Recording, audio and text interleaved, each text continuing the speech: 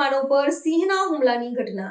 ખાંભાના ગીદડી ગામ સિંહણ દ્વારા ખેડૂત ભાગીદાર યુવક પર હુમલો। ગીદડી ગામના મુકેશભાઈ લખુભાઈ સોલંકી ઉંમર વર્ષ 34 વાડીમાં પાણી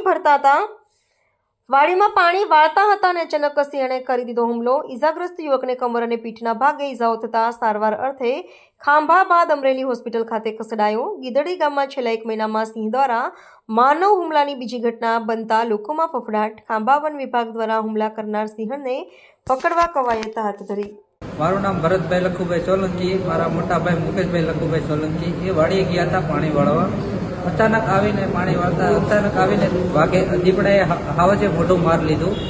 હાવજે મોઢું મારતા તરત જ અમે વન વિભાગને જાણ કરી અને આડો પડોના ભેગા થઈને હાથવૂટ કરીને જનાવરને ભગાડી દીધું અને અમે ખાંભા દવાખાને દાખલ થયા। દાખલ ત્યારબાદ અમે પછી સારવાર લેવા અમરેલી આવી ગયા છીએ। મારું નામ સોલંકી મુકેશ ગીદડી સરપંચ છું।